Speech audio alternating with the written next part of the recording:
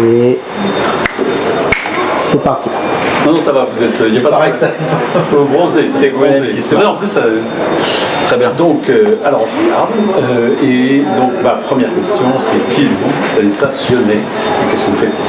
Alors, je suis professeur de génétique à la faculté de médecine Paris-Descartes, donc universitaire, et je suis aussi médecin généticien du campus Necker Enfants Malades, dans le service de génétique de Necker Enfants Malades. Et je vais prendre dans quelques jours la direction de l'Institut Imagine, donc l'Institut des maladies génétiques. Alors, qu'est-ce que cet institut? L'Institut est un mélange, non pas improbable sur notre site, mais original dans son montage, entre une très bonne science, représentée par des laboratoires le plus souvent de l'INSERM et de l'Université Paris-Descartes, qui sont consacrés à la recherche sur les maladies génétiques, plus particulièrement les maladies rares. Ces laboratoires sont tenus et montés par d'excellents scientifiques, mais cela ne suffirait pas à définir le projet. Le projet est aussi appuyé sur une recherche clinique, c'est-à-dire sur un campus hospitalo-universitaire, à la fois très ancien, puisqu'on est dans le plus vieil hôpital pédiatrique du monde, 1802 à sa création, et très moderne par sa pensée de la pédiatrie et aussi de la transition de l'enfant à la médecine adulte. Cette deuxième composante est inhérente et constitutive de l'Institut Imagine, c'est-à-dire que l'Institut où vous êtes allie la recherche clinique, les patients, les consultants de l'hôpital Necker dans ce domaine, incarnés par les centres de référence des maladies rares, et la recherche sur les mêmes patients. Cela ne suffirait pas encore pour définir l'Institut qui, dans sa structure administrative, dans son montage médico-économique aussi, a l'originalité de combiner le meilleur du public avec le meilleur du privé, nous l'espérons en tout cas, dans une fondation de coopération scientifique, c'est-à-dire une coquille juridique qui nous permet d'avoir à la même table de conseil d'administration des fondateurs de nos tutelles publiques, l'INSERM, l'assistance publique hôpitaux de Paris, la mairie et ville de Paris, l'université Paris-Descartes, autant que des grands fondateurs privés, l'AFM Téléthon et la Fondation Hôpitaux de Paris, Hôpitaux de France. C'est cet alliage-là, cette originalité-là qui nous a permis d'obtenir en 2011 le label d'Institut hospitalo-universitaire accordé à 6 centres français dans des domaines très composites, très complémentaires aussi, on peut le voir, maladies infectieuses, maladies cardiovasculaires, microchirurgie assistée par ordinateur, que vous avez à Marseille, Bordeaux, Strasbourg, Paris, et de pouvoir avoir ce programme de 10 ans de soutien par le plan d'investissement d'avenir. Vous êtes installé depuis peu dans ce magnifique endroit qui est à 2 pas donc, de l'hôpital Necker. Je crois que c'est en 2014 que vous êtes installé. Vous avez été créé en 2007. Donc depuis, vous avez fait, c'est une véritable aventure cette création. Il y a une création qui est à la fois récente, vous l'avez signalé, 2007, centre thématique de recherche et de soins qui portait déjà le nom d'Imagine, naissance de la Fondation de coopération scientifique qui nous sert d'appui réglementaire et juridique, et puis en 2011, Institut hospitalo-universitaire. Alors il pourrait y avoir le sentiment là, puis un bâtiment, j'ajoute bien sûr, qui est sorti de terre en 2 ans et demi, ce qui était un record, entre 2012 et son inauguration, il y a exactement 2 ans, le 18 juin 2014. Cela pourrait sembler une marche forcée. En réalité, l'idée est plus ancienne. On la doit très majoritairement, il faut lui rendre hommage à notre actuel président de conseil d'administration, Claude Gressani, qui après avoir été un grand immunologiste, un grand président de l'INSERM, a inventé, a inspiré, a créé, a fondé l'idée de l'Institut en se disant il est temps, premièrement, de rassembler les forces qui travaillent sur les mêmes sujets au sein du campus Necker Enfants Malades. Deuxièmement, de garder un petit peu de place pour des talents nouveaux que nous voudrions attirer. Troisièmement, de partager des plateformes, c'est-à-dire des appareils, des animaleries que chaque équipe ne pourrait pas avoir le luxe d'obtenir par elle-même. Et ce qui amène à des travaux en commun, c'est une logique aussi de philosophie de la recherche qui se fait en travaillant ensemble. Et tout cela dans un campus hospitalo-universitaire. Vous avez dit que nous sommes à 2 pas de Necker, c'est pas tout à fait exact. Nous sommes à Necker Enfants Malades, mais nous sommes une espèce de création originale et nouvelle de ce campus hospitalier universitaire, irrigué de longue date par l'INSERM. Vous avez parlé de création et d'invention, donc quels sont les premiers grands résultats de l'Imagine ? Il y a beaucoup de projets qui sont portés à Imagine avec beaucoup de succès. Je dirais toutefois qu'il y a quelques éléments très emblématiques. Nous n'avons pas voulu faire à Imagine des départements, mais il y a des grands thèmes qui se retrouvent de manière presque, non pas séculaire, mais qui, même presque de l'après-guerre, sont des termes de grande compétence et de grande compétitivité internationale. Les maladies immunitaires, les déficits immunitaires constitutionnels, et notamment les nouvelles thérapies géniques qui ont été apportées par Alain Fischer, son école, et désormais par Marina Cabazana-Calvo dans le domaine de l'hématologie des maladies constitutives du globule rouge. Ça, c'est un thème absolument magnifique, l'immunité, l'hématologie, il y a quelque chose de compétitif au niveau international le plus élevé.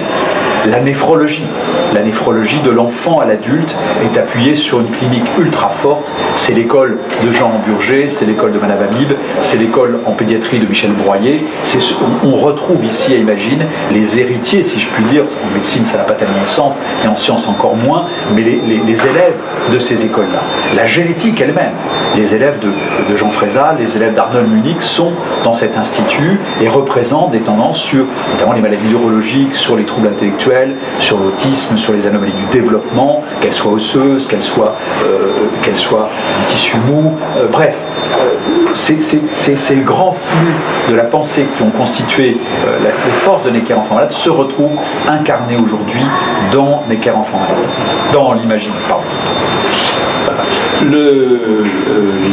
Comment dirais-je, le fait que vous ayez donc organisé avec Caïssa, donc Elf Sanchez, la première question c'est pourquoi, à quoi ça sert, à quoi ça vous sert? Il y a dans ces histoires-là des éléments de contexte qui sont, comme souvent, circonstanciels, mais néanmoins très puissants, qui sont les forces de l'amitié, les forces de l'histoire. Et il se trouve que des amitiés et aussi des parents d'enfants suivis à l'Institut Imagine sont passionnés d'échecs et se retrouvent aussi professionnellement dans le montage de Caïssa. Ils se sont rapprochés de l'Institut, connaissant l'Institut pour des raisons à la fois professionnelles mais aussi personnelles, en disant mais est-ce que cet événement pourrait vous intéresser? Nous voulons faire venir à Paris quelqu'un qui est un prestige absolu des échecs, Anatoly Karpov, 6 fois champion du monde. Rappelons que le parrain d'Imagine, un des parrains d'Imagine, c'est Teddy Riner, 5 fois champion du monde. Nous avons vu là une image qui avait 2 facettes et qui pouvait nous intéresser, et outre l'accueil d'une association et d'une entreprise amicale. Le premier, c'est cette image de compétition loyale, comme nous l'avons en science, une compétition féroce. On veut arriver vite, on veut arriver les premiers si possible, on veut valoriser notre recherche, et on la retrouve dans le sport du judo, Teddy Riner, et dans le sport intellectuel que représentent les échecs. La deuxième facette que nous avons appréciée dans l'événement Caïssa, Health and Chess, c'est l'idée que l'on peut quand même se poser des questions d'ordre scientifique et médical sur ce qui anime les cerveaux extraordinaires de ces grands champions armés pour faire des parties à l'aveugle, pour faire des parties simultanées, pour à 60 ans écraser, massacrer des joueurs classés aujourd'hui grands maîtres internationaux. Qu'est-ce qui se passe dans ces cerveaux? Peut-on en faire l'image?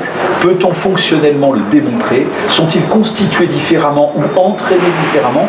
Et cette question-là est très souvent proche de la question de la génétique, c'est la question de l'inné et de l'acquis. Est-ce qu'ils sont faits comme ça et qu'on les a juste entraînés, ou est-ce qu'ils sont devenus des champions? C'est une question très très difficile en neurosciences. Nous avons aussi pensé que les échecs avaient une valeur potentiellement thérapeutique. On voit dans certaines études, notamment sur les maladies neurodégénératives, que la pratique du jeu, et la pratique du jeu à un haut niveau, que ce soit les échecs ou un autre jeu de ce type, peut préserver de certaines neurodégénérescences plus précoces, peut améliorer la situation, peut aider à restaurer, à rééduquer. Et nous avons aussi voulu nous poser cette question sur l'impact thérapeutique de ces jeux. Donc, 2 aspects, la compétitivité dans un domaine parfaitement loyal et très éthéré, le jeu d'échecs en l'occurrence, et la possibilité de réfléchir au jeu lui-même comme un don particulier, et ce qu'il en est du point de vue des neurosciences, mais aussi peut-être comme une action thérapeutique. Les enfants vont être invités, les enfants? Bien sûr. Alors, ça les compose en de journée et demie, si je puis dire, une soirée d'accueil de jeudi 23 juin au soir pour accueillir comme il se doit un champion de la envergure de Karpov. Et puis vendredi, des tables rondes de séminaires qui vont mêler des neuroscientifiques, des psychologues, des imageurs du cerveau, des généticiens qui vont réfléchir et s'exercer à réfléchir sur ces questions que je vous ai citées, des relations entre le jeu d'échecs et le cerveau. Et puis l'après-midi, deux grands événements de parties, évidemment de démonstration. L'une d'une partie à l'aveugle, je crois, par Anatoly Vesser, grand maître international, et l'autre qui est un tournoi simultané, enfin une partie simultanée, que donnera Anatoly Karpov. Et puis le samedi, les enfants vont de nouveau avoir les portes ouvertes à Imagine. C'est tous les jours le jour des enfants à Imagine. Mais ce samedi-là sera particulier parce qu'ils pourront jouer sous la houlette, voire avec, voire contre Anatoly Karpov. Est-ce que vous jouez vous-même? Je joue, mais je n'oserais même pas m'aligner ni demain, ni même samedi. Vous n'êtes pas classé? Non, je ne suis pas classé. J'ai eu quelques élos qui traînaient comme ça, mais à l'occasion de tournois presque amicaux, mais non, je ne suis pas classé. Mais je suivrai avec passion parce que je suis attentif à ce jeu qui m'a toujours fasciné, et notamment sur la forme d'esprit qu'il faut avoir pour atteindre ces sommets de la partie à l'aveugle, de la partie simultanée, de savoir toutes les parties les plus élémentaires pour eux jusqu'au 7e ou 8e coup, et parfois d'avoir aussi la beauté de la poésie d'un coup inattendu, d'une aventure sur l'échiquier, et cela me fascine beaucoup sans que je puisse le pratiquer réellement. Parfait. C'est moi qui vous remercie. Vous êtes, comme on dit, excusez-moi du terme, vous êtes un bon client.